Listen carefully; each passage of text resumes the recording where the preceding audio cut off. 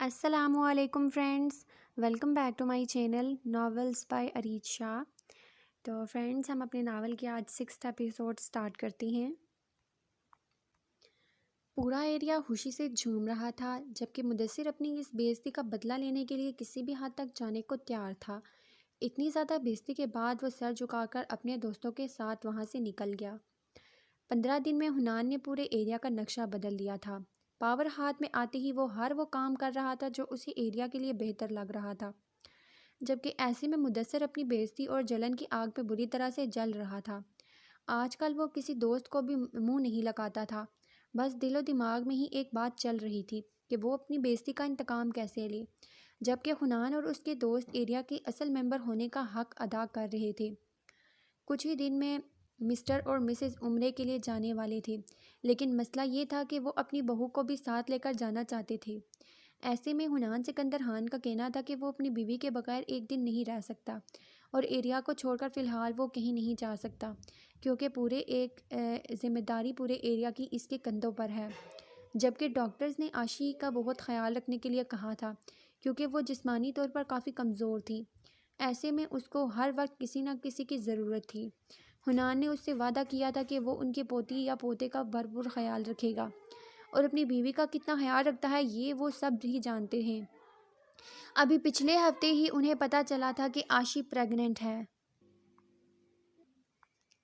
ان دونوں کی خوشی کی کوئی انتہا نہ تھی، لیکن تب تک ان کی سیٹ کنفرم ہو چکی تھی اور اللہ نے انہیں اپنے گھر پانے کا موقع فراہم کیا تھا۔ وہ اس شہادت کو چھوڑ کر بھی نہیں رہ سکتے تھے۔ جبکہ حنان نے کہا تھا کہ ابھی پریگننسی سٹارٹ ہوئی ہے، وہ ابھی آرام سے رہے، کیونکہ ابھی وہ اس کی کاہلی کو نوٹ کرنے لگا تھا۔ وہ اسے کہہ رہا تھا کہ تم آرام سے اپنے ایگزامز دے سکتی ہو، اس لیے صاف صاف کہہ دیا کہ میں اس سوسائٹی کا مینیجر ہوں اور میری بیوی کو یہ گوارا ہے کہ یہ بات مجھے گوارا نہیں، میری بیوی گواہ رہے۔ اس کے لیے بیچاری آشی کو حنان جیسا ہٹلرز بقول آشی کے بھی سنبھالنا تھا، ماں باپ جیسے سسر اور ساس کا بھی خیال رکھنا تھا، اپنی پڑھائی کو بھی توجہ دینی تھی، اور اب اپنے بیبی کی بھی کیئر کرنی تھی، کیونکہ اب اس کے نازک معصوم کندھوں پر بہت ساری ذمہ داریاں آ چکی تھیں۔ اور ایسے میں ماما بابا بھی عمرے کے لیے جانے والے تھے۔ وہ بھی عمرے کے لیے جانا چاہتی تھی، لیکن حنان نے اس سے وعدہ کیا کہ اگلے سال وہ اسے خود اپنے ساتھ عمرے کے لیے لے کر جائے گا، جس پر اب وہ اگلے سال نہ صرف عمرے کا نہیں بلکہ اپنے بیبی کا بھی انتظار کر رہی تھی، تاکہ یہ تینوں یہ سعادت نصیب فرمائیں۔ یار، کب تک جائیں گے آپ کے لوگ عمرے کے لیے؟ اتنے دن ہو چکے ہیں ٹکٹس آئے ہوئے، ابھی تک آپ کا یہ ہفتہ نہیں گزرا۔ جب دیکھو میری بیوی کو اپنے پاس بٹھائے رہتے ہو، قبضہ جمائے رکھتے ہو۔ آپ لوگوں کی وجہ سے میری بیوی کے پاس میرے لیے ٹائم ہی نہیں ہے۔ وہ جیسے ہی باہر سے آیا تھا صوفے پر بیٹھے ان دونوں کو کہنے لگا، جبکہ وہ دونوں اس کی بات کو نظر انداز کرتے ہوئے عاشق کو ہدایت دے رہے تھے۔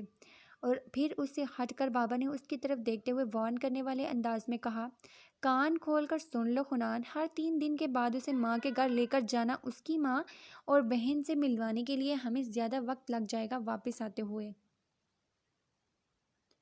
عمرے سے واپسی پر ہم زیارتوں کے لیے جائیں گے۔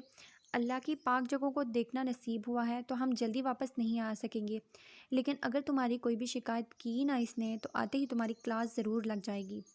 خبردار، جو ہماری بیٹی کو زیادہ تنگ کیا اس کی ہر بات ماننا، اسے کسی قسم کی کوئی ٹینشن نہیں ہونی چاہیے، اور خبردار جو تم نے اس سے سختی کی۔ اونچی آواز میں بات کی بابا سختی سے کہہ رہے تھے۔ ٹھیک ہے بابا، میں آپ کی ساری باتیں مانوں گا، لیکن آپ جس طرح سے آپ مجھے ڈانٹتے ہیں ذرا سا ڈانٹیں اسے بھی، کہیں کہ اپنے ہسبینڈ کا خیال رکھے، اس کی ساری باتیں مانے، اور فضول میں بیکار ضد کر کے اسے غصہ نہ لائے، اور کاہلی اور سستی چھوڑ دے۔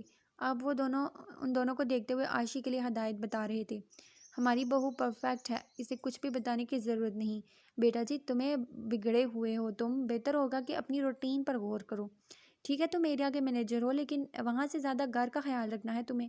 بابا اس کی بات کو نظر انداز کرتے ہوئے بولے، جس پر وہ منہ بسور کر بیٹھ گیا۔ جب سے شادی ہوئی تھی کہ سمجھنا مشکل تھا کہ وہ ان کا داماد ہے یا بیٹا، لیکن داماد کو بھی تو بھی ٹریٹمنٹ ملتا ہے، یہاں پر تو اس کے ساتھ کسی زبردستی کے مہمان جیسے سلوک کیا جاتا ہے۔ رات کو کمرے میں آیا تو وہ آئینے کے سامنے کھڑی اپنے آپ کو ہر طرف سے دیکھ رہی تھی۔ اس کے کمرے میں ہی آتے اس کا پہلا سوال روز والا سوال تھا، حنان کیا میں موٹی لگ رہی ہوں؟ حنان مسکراتے ہوئے اس کے پیچھے آیا اور اسے اپنے باہوں کے حصار میں لیا۔ ابھی تو نہیں، لیکن 4 سے 5 مہینوں میں تم گول مٹول ہو جاؤ گی اور پھر تم اور بھی زیادہ پیاری لگو گی۔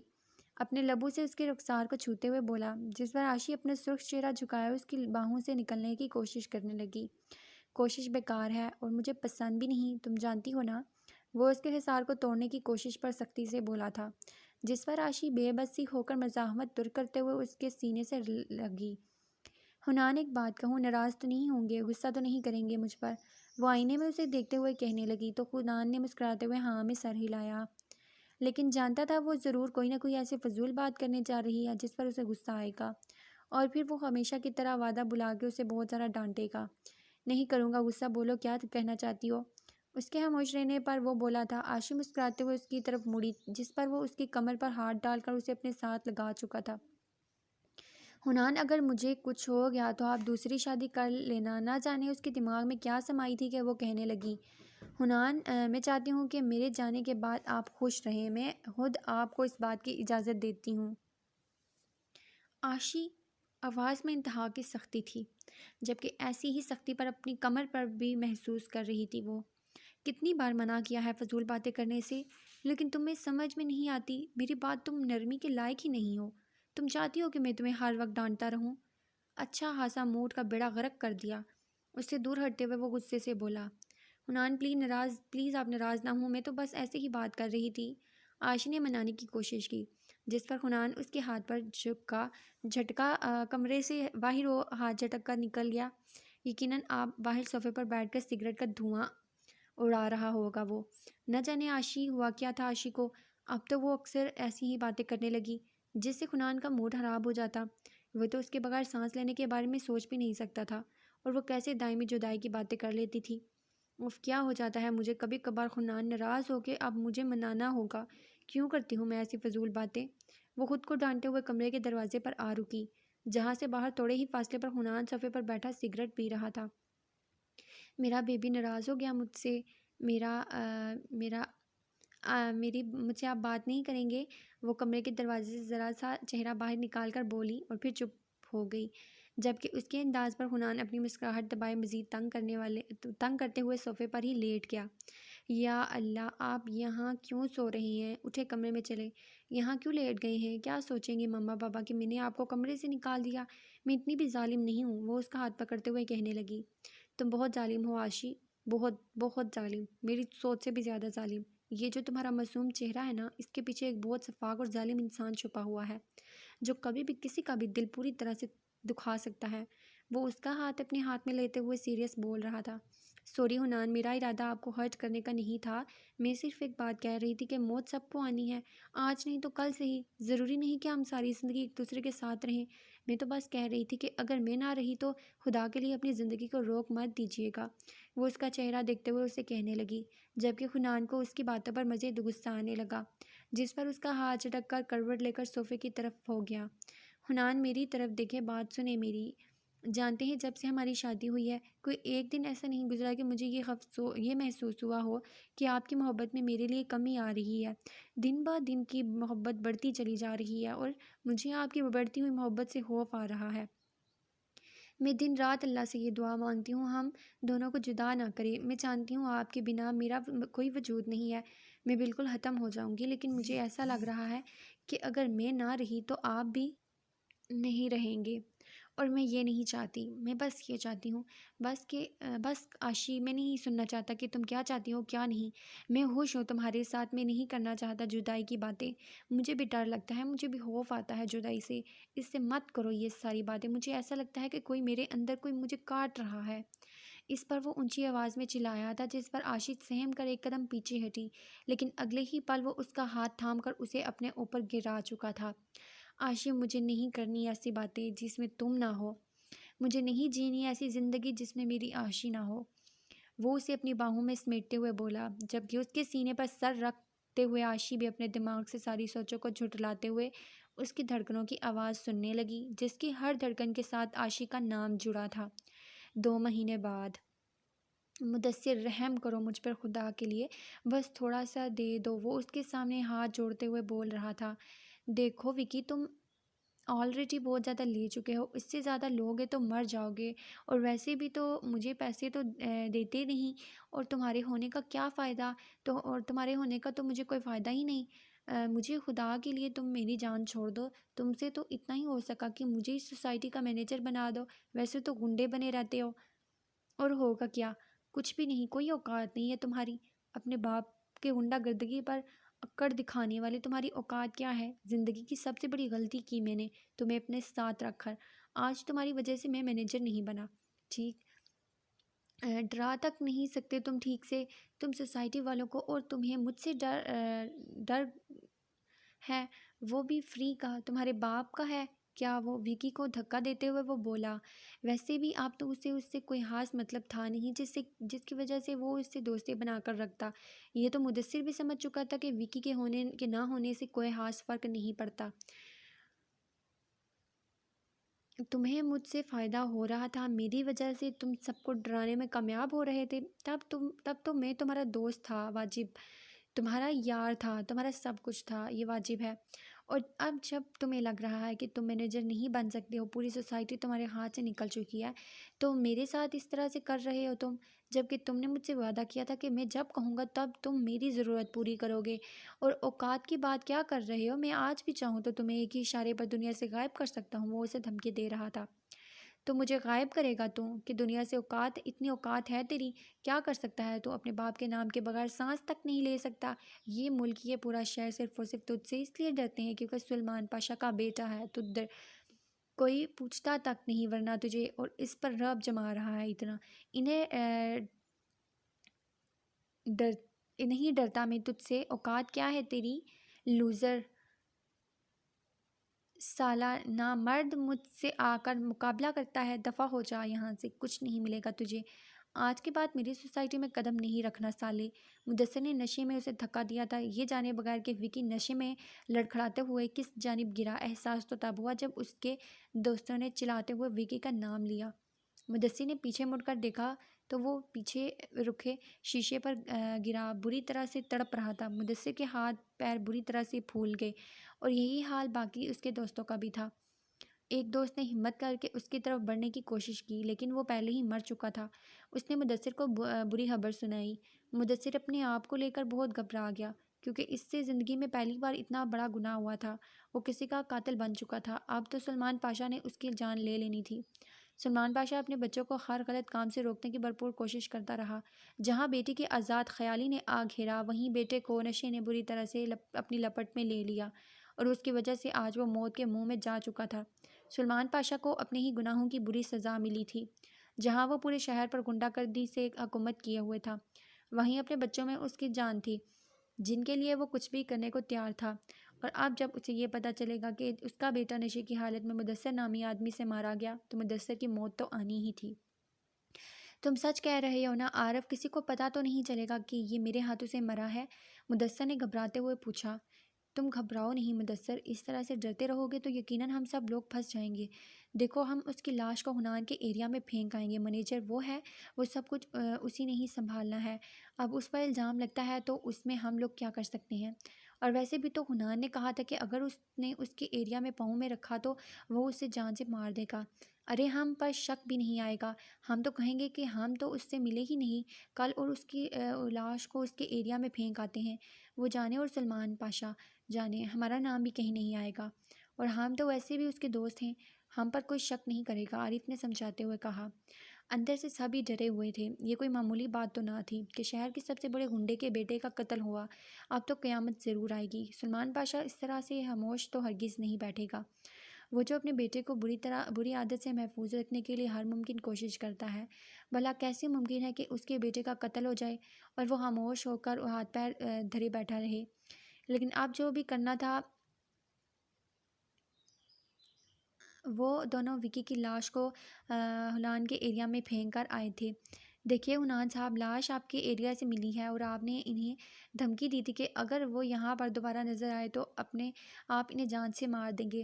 پہلے بھی آپ لوگ ہاتھا پائی اور لڑائی کر چکے ہیں اور قانون کا شک آپ کی طرف جا رہا ہے۔ وہ صبح سے عنان کو بری طرح سے گھیرے ہوئے تھے، لیکن انسپکٹر میں نے کچھ کیا نہیں ہے اور نہ ہی مجھے اس سب کا ڈر ہے۔ ڈرتا تو وہ ہے جو گنہگار ہو، میرا اس سب سے کوئی واسطہ نہیں ہے۔ ہاں لیکن یہ قتل میرے علاقے میں ہوا تو میں اس کا ذمہ دار ہوں اور میں آپ کے ساتھ پوری طرح سے کوآپریٹ کرنے کی کوشش بھی کروں گا، لیکن آپ جس طرح سے مجھ پر الزام لگا رہے ہیں یہ آپ کا بالکل طریقہ غلط ہے۔ فی الحال آپ کے پاس کوئی ثبوت نہیں ہے مجھے مجرم ٹھہرانے کے لیے، حنان نے سمجھداری سے کہا۔ دیکھیے حنان صاحب، سب سے پہلی بات یہ ہے کہ دھمکی آپ نے انہیں دی تھی، اور دوسرا وہ کوئی عام انسان نہیں بلکہ سلمان پاشا کا بیٹا ہے۔ سلمان پاشا کون ہے یہ تو آپ جانتے ہی ہوں گے کہ کسی تعارف کے محتاج تو وہ ہے ہی نہیں۔ سلمان پاشا اپنے طریقے سے اس کے قاتل تک پہنچے۔ بہتر ہے کہ آپ اپنا جرم قبول کریں ورنہ سوائے پچھتانے کے کچھ نہیں رہے گا آپ کے پاس۔ وہ اسے ڈراتے ہوئے بولا، یقیناً سلمان پاشا کے ٹکڑوں پر پلنے والا ایک غدار تھا۔ حنان سکندر نے کبھی پچھتاوا نہیں سیکھا، اور جہاں میری غلطی ہو وہاں میں اپنے جرم کو قبول کر لیتا ہوں۔ یہاں میں نے کچھ نہیں کیا اور بہتر ہے کہ آپ سلمان پاشا کو ڈھونڈیں۔ آپ اپنے شک کی بنیاد پر پچھلے 24 گھنٹے سے مجھے یہاں بٹھائے ہوئے ہیں، اور شک کی مدت بس اتنی ہوتی ہے تو میں اب جا رہا ہوں اپنے ایریا میں۔ اگر اس میں میری کسی بھی طرح کی مدد کی ضرورت ہو تو حاضر ہوں۔ پچھلے 24 گھنٹے سے یہاں پولیس اسٹیشن میں بیٹھا ان کا شک دور کرنے کی کوشش کر رہا تھا۔ نہ جانے کون تھا وقاص پاشا کا قاتل جس کا الزام اس کے سر پر لگا تھا۔ اس نے اسے دھمکی دی تھی کہ اگر وہ اس کے ایریا میں دوبارہ نظر آیا تو وہ اس کے ساتھ بہت برا سلوک کرے گا، لیکن اس کا مطلب یہ نہیں تھا کہ وہ اسے قتل کر دے گا۔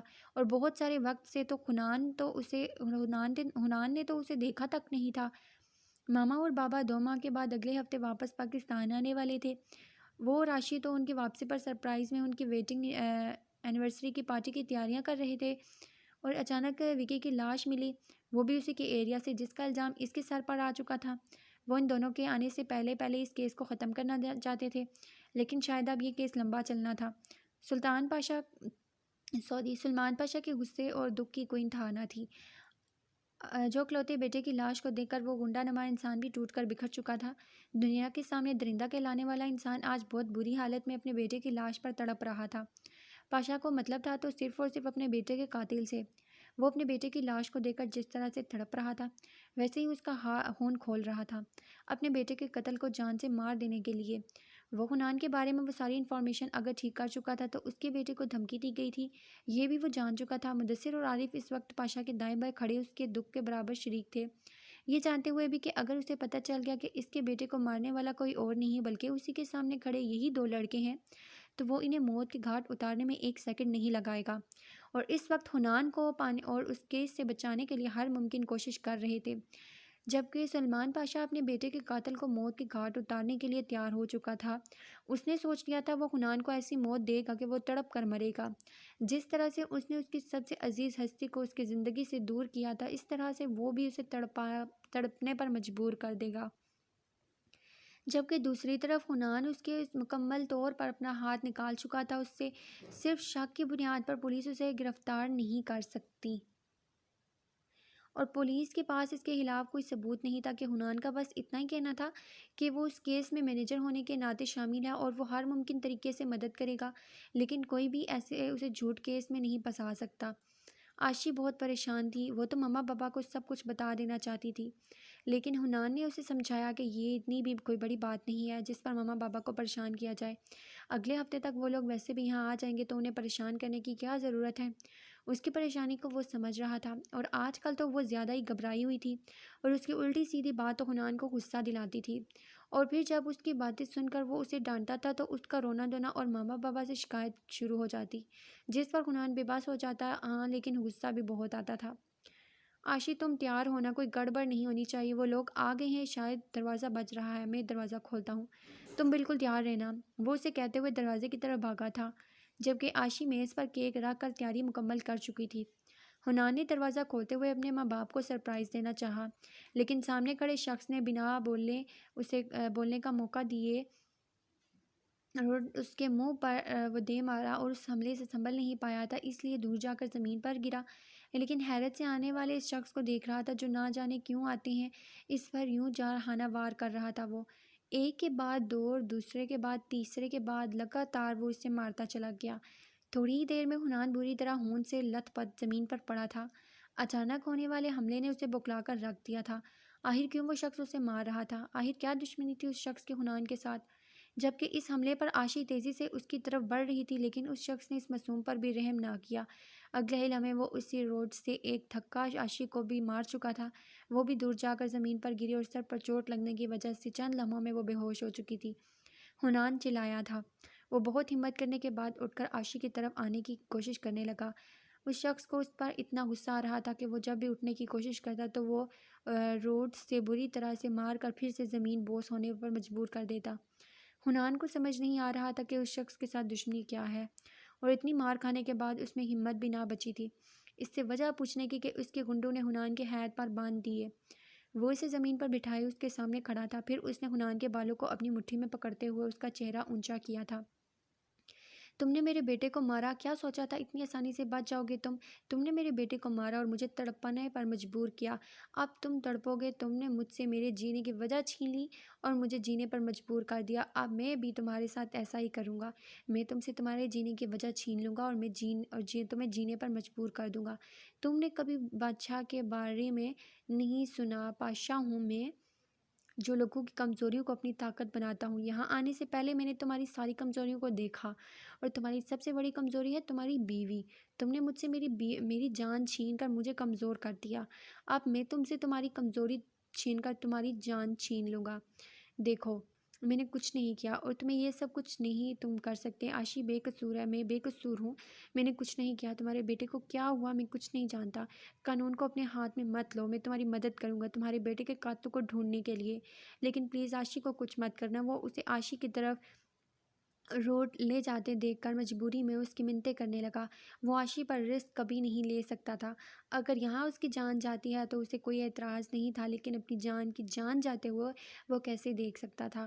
نہیں حنان سکندر خان، پاشا کا ایک ہی اصول ہے، جان کے بدلے جان۔ تم نے میرے بیٹے کی جان لے کر مجھے بے جان کر دیا، اور میں تمہاری جان لوں گا۔ وہ عاشی کے سرکل روڈ سے وار کرتے ہوئے سچ میں اسے بے جان ہی تو کر گیا تھا۔ حنان رویا تھا، تڑپا تھا، گڑ گڑایا تھا، منتیں کی تھی، پیر پکڑے تھے، لیکن اس شفاق شخص کو رحم نہ آیا۔ اسے تو عاشی کی امید سے ہونے سے بھی کوئی فرق نہیں پڑا تھا۔ وہ تو حنان کو ختم کر دینا چاہتا تھا۔ عاشی کو اس کی آنکھوں کے سامنے بے دردی سے قتل کر کے اس نے حنان کو بھی جینے کے لائق نہیں چھوڑا۔ وہ جو اپنی طرف سے حنان کو بھی ختم کر گیا تھا، لیکن 2 ماہ کو رہنے کے بعد حنان کو ہوش آیا۔ 2 ماہ کے بعد تو وہ اب پھر سے تڑپ اٹھا اور اپنی عاشی کی آخری رسومات ادا نہیں کر پایا تھا۔ حال آکانشا یہ سنتے ہوئے خود بھی رو پڑی تھی۔ کیا کچھ نہیں بیتی تھی اس شخص پر، اور وہ لڑکی جو اس شخص کی محبتوں کے لائق تھی تو اس شخص کی محبتوں کے حقدار تھی، وہ تو نہ جانے کتنے وقت سے حنان کی محبتوں کے ساتھ موت کی گہرائیوں میں اتر چکی تھی۔ آکانشا کے پاس الفاظ ختم ہو چکے تھے۔ وہ تو بس انہیں سن رہی تھی، انہیں سمجھنے کی کوشش کر رہی تھی۔ مریم پاس خرید روی جا رہی تھی، اپنی بیٹی کی موت کی داستان سناتے ہوئے وہ روئے جا رہی تھی۔ ان کی اپنی آنکھیں نم تھیں، لیکن پھر بھی وہ ہمت کر کے اسے سارا سچ بتا رہی تھی۔ ہم سب کو ڈر تھا کہ حنان کو وہ شخص دوبارہ مارنے سے ضرور آئے گا، کیونکہ اسے یہ پتہ چل چکا تھا کہ ہمارا حنان بھی زندہ ہے۔ اسی لیے ہم سب نے اسے اپنے رشتوں کی قسم دے کر یہاں سے ہمیشہ کے لیے پیرس بھیج دیا۔ وہ عاشی کو انصاف دلانا چاہتا تھا، اس شخص کو سزا دلوانا چاہتا تھا، لیکن ہم سب نے ایسا اسے کرنے نہیں دیا۔ ہم اپنی بیٹی کو کھو چکے تھے، بیٹا نہیں کھونا چاہتے تھے۔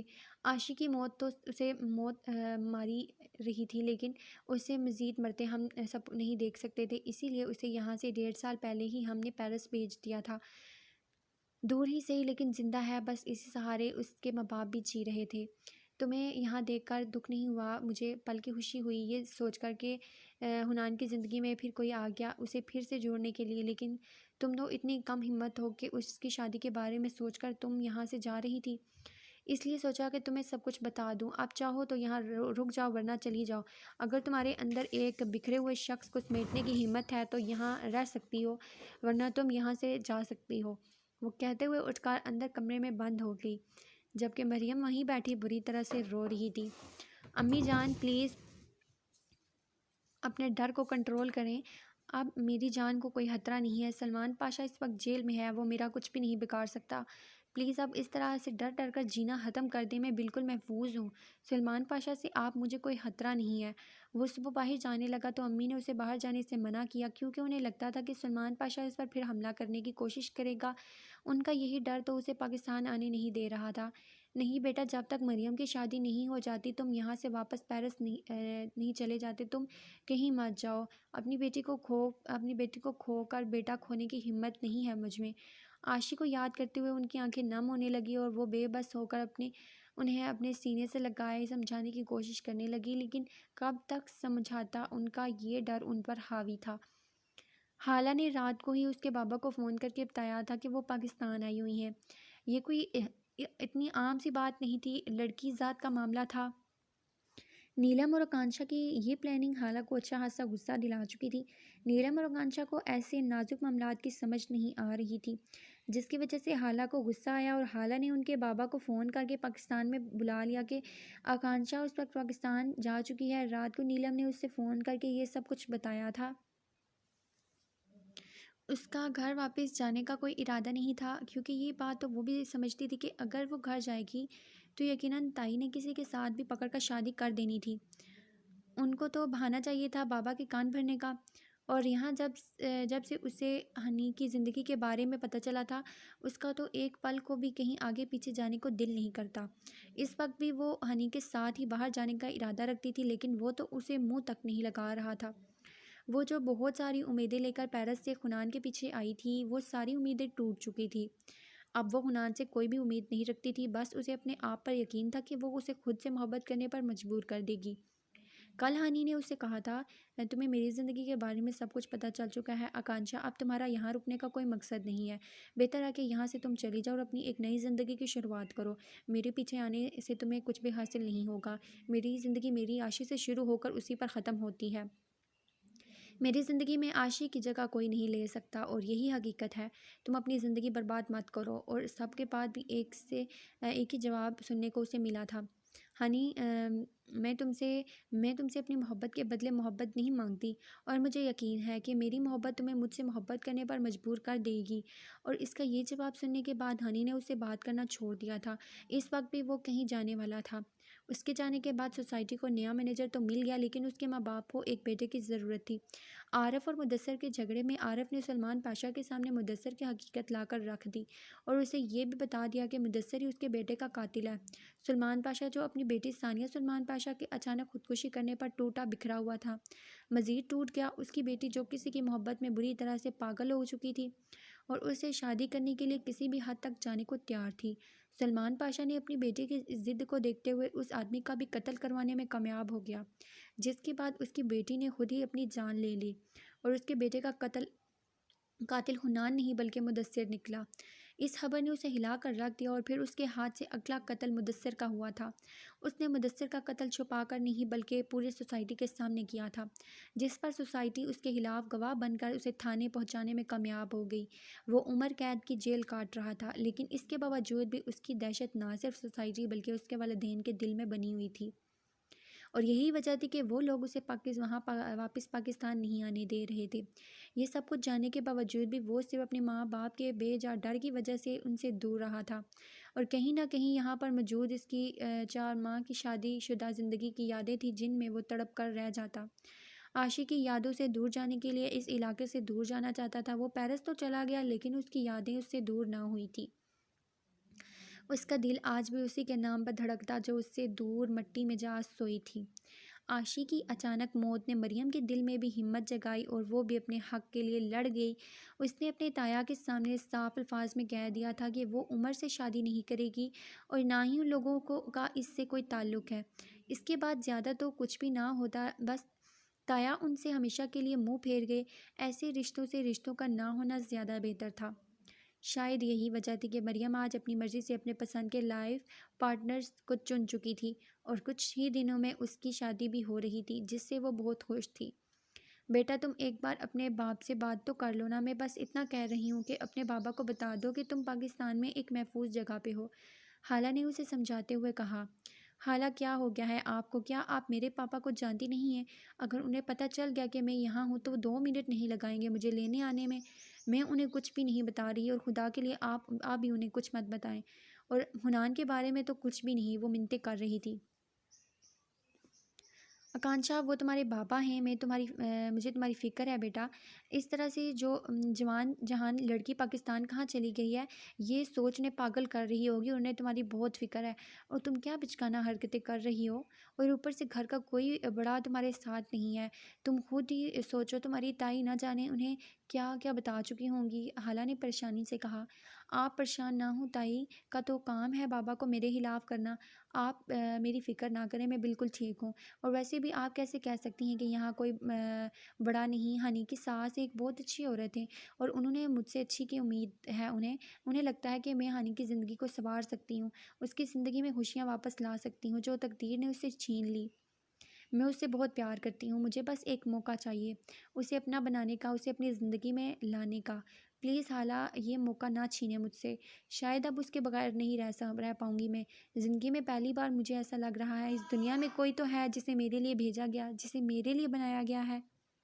مجھے یہ موقع دوبارہ نہیں ملے گا۔ اگر آج میں نے اس کا ساتھ نہیں نبھایا، اسے اپنی زندگی میں نہیں لا پائی، تو پھر وہ کبھی میرا نہیں ہوگا، میں اسے ہمیشہ کے لیے کھو دوں گی۔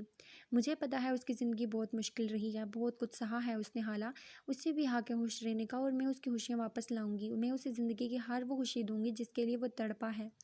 میں اس کی زندگی سے اس کی عاشی تک کی کمی کو پورا کر دوں گی۔ حالہ میں اس کی عاشی بنوں گی۔ وہ آہستہ آہستہ انہیں اپنے دل کی بات بتا رہی تھی، جبکہ ہمیشہ کی طرح حالہ اس کی ضد کے سامنے بے بس ہو گئی۔ اپنے ایریا میں قدم رکھتے ہی اسے اپنے بچپن سے لے کر جوانی تک کا ایک ایک قدم یاد آیا تھا جو اس نے یہاں پر آ کر گزارا۔ وہ اپنے گھر کی طرف بڑھ رہا تھا جب راستے میں اچانک اسے مدثر کے بابا نظر آئے، ہاتھ میں تسبیح پکڑے ہوئے، جہاں شاید وہ ابھی مسجد سے نکلے تھے۔ بیٹے کی جدائی نے انہیں اللہ کی راہ پر لگایا تھا۔ وہ جو دولت کے لیے بھی کچھ کرنے کو تیار تھے، یہاں تک کہ بیٹے کو سوسائٹی کا مینیجر بنا کر اس سوسائٹی کے پیسے پر عیاشی کرنے کا ارادہ رکھتے تھے، لیکن اسی بیٹے کی جدائی نے انہیں صحیح اور غلط کی پہچان سکھا دی تھی۔ اسے اپنی طرف آتا دیکھ کر ان کی آنکھوں میں ایک چمک تھی، جبکہ دونوں ہاتھ بندھے وہ معافی کے انداز میں اس کے سامنے کھڑے تھے۔ اس نے آگے بڑھتے ہوئے ان کے دونوں ہاتھ تھامے، جبکہ ان کی نم آنکھوں کو دیکھتے ہوئے اس نے انہیں اپنے سینے سے لگایا، اور اس کے سینے سے لگتے وہ ٹوٹا ہوا باپ دھاڑے مار کر رونے لگا۔ میرے بیٹے نے تمہیں تباہ کر دیا حنان، مجھے معاف کر دو، میرے بیٹے کو معاف کر دو، اس دنیا سے جا چکا ہے، اس کی غلطی کو معاف کر دو بیٹا۔ میں جانتا ہوں تمہیں تمہاری عاشی واپس لا کر نہیں دے سکتا، لیکن اپنے بیٹے کے گناہوں کی معافی تو تم سے مانگ سکتا ہوں۔ وہ روتے ہوئے کہہ رہے تھے، جبکہ انہیں اپنے سینے سے لگائے حنان خاموشی سے انہیں سن رہا تھا۔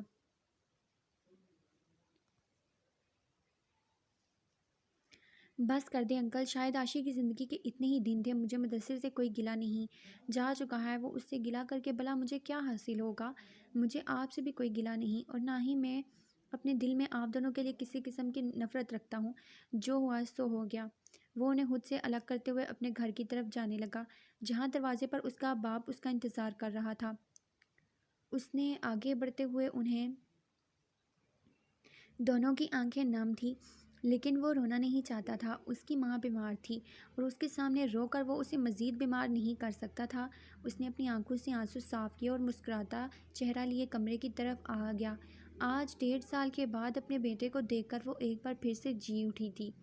زندگی میں اچانک ہونے والے حادثات زندگی کو بری طرح سے بدل دیتے ہیں، اور صرف ایسے حادثات کی وجہ سے ہم زندگی کو دوبارہ ویسا نہیں بنا سکتے جیسے ہماری زندگی کبھی ہوا کرتی تھی۔ شاید زندگی اسی کا نام ہے۔ اس نے کمرے میں قدم رکھا تو عاشی بیڈ پر گہری نیند سو رہی تھی۔ اس نے ایک نظر مسکراتے ہوئے اس کے چہرے کو دیکھا، اس کے ماتھے پر بوسہ دیتے ہوئے صوفے پر آ بیٹھا۔ اسے سوسائٹی کے کچھ کام کرنے تھے۔ وہ فائلوں میں سر دیے کب سے اس کے چہرے پہ آئے غصے کو نوٹ کر رہا تھا، لیکن نظر انداز کرتے ہوئے اپنے کام میں مصروف رہا، جبکہ عاشی آنکھیں بند کیے غصے سے کھول رہی تھی، لیکن سونے کی ایکٹنگ بھی کرنی تھی۔ پچھلے 4 دن سے سوسائٹی کے کاموں کی وجہ سے وہ اس حد تک مصروف تھا کہ عاشی کو دیکھنے کا وقت نہیں ملتا۔ جب بھی رات کو گھر آتا تو عاشی اسے سوئے ہوئے ملتی، وہ بھی اسے ڈسٹرب نہیں کرتا تھا، کیونکہ اس سوسائٹی کے کام ختم کرنے کے بعد اس کا ارادہ باہر گھمانے لے کر جانے کا تھا۔ وہ اپنے کام میں مصروف تھا کہ اس نے ایک نظر عاشی کی طرف دیکھا جو بیڈ سے گرنے ہی والی تھی۔ وہ تیزی سے آگے بڑھا، اسے بیڈ سے سیدھا کر کے لٹایا بیڈ پہ، پھر اس کے چہرے کو دیکھا، شاید وہ سچ میں سو چکی تھی۔ وہ واپس اپنی جگہ پر آ کر کام کرنے لگا۔ ابھی تھوڑی دیر گزری تھی کہ عاشی کا ہاتھ پھر ایک بار زمین پر نظر آیا۔ عاشی، کتنی لاپرواہی سے سو رہی ہو تم، وہ کہتے ہوئے پھر سے اٹھ کر اس کے پاس آیا۔ اس کا ہاتھ بیڈ پر رکھا اور کروٹ کے بال اسے دوسری طرف کرتے ہوئے اس پر سیدھا کر دیا، جبکہ وہ اب بھی گہری نیند میں تھی۔ یا تو آج وہ اسے تنگ کر رہی تھی یا شاید نیند میں وہ خود بھی بے خبر تھی۔ وہ صوفے پر آ کر بیٹھا اور ایک بار پھر سے اپنا کام کرنے لگا، جبکہ عاشی دوسری طرف چہرے پر شرارت لیے مسکرا رہی تھی۔ تھوڑی دیر بعد اس نے پھر سے کروٹ لی، ایک بار پھر سے زمین پر گرنے لگی۔ جانتی تھی کہ وہ اسے گرنے نہیں دے گا۔ ابھی وہ پھر سے زمین پر گرنے ہی والی تھی کہ اسے ایک بار پھر سے تھام لیا گیا، لیکن اس بار اس نے اس کی شرارتوں پر بریک لگا دی تھی، کیونکہ وہ خود زمین پر بیٹھتے ہوئے اس کی ساری گرنے کی جگہ کو کور کر چکا تھا، شاید اس کی شرارت کو سمجھ چکا تھا۔ عاشی کا اچھا خاصا موڈ خراب ہو گیا، مطلب اب وہ اسے تنگ بھی نہیں کر سکتی تھی۔ وہ منہ بسور کر سونے کی کوشش کرنے لگی، جبکہ اس کی شرارتوں کو سمجھتے ہوئے مسکراتے ہوئے اپنے کام سر انجام دینے لگا۔ لیکن تھوڑی دیر کے بعد اسے اپنے گلے میں اس کی باہوں کا حصار محسوس ہوا۔ آپ بالکل بھی اچھے شوہر نہیں ہیں، وہ اس کے گردن میں چٹکی کاٹتے ہوئے بولی۔ اچھا، جو شوہر اپنی بیوی کو شرارت نہیں کرنے دیتا، کیا وہ اچھا شوہر نہیں ہوتا؟ وہ اسے دیکھ کر بولا، جس پر وہ زور سے نفی میں سر ہلانے لگی۔ اور وہ شوہر جو شرارتیں کرنے کتنے دینے کے ساتھ ساتھ کرتا بھی ہے، وہ کیسا ہو سکتا ہے؟ وہ اپنا کام بند کرتے ہوئے بیڈ پر آ کر اسے گدگدانے لگا، جبکہ وہ اسے بچتی کھلکھلاتے ہوئے دور ہونے لگی۔ حنان دروازے پر کھڑا ہو کب سے اپنے ماضی کی خوبصورت لمحات کو یاد کر رہا تھا۔ اس کی آنکھیں نم ہونے لگی، کتنی خوبصورت یادیں تھیں اس کی۔ السلام علیکم۔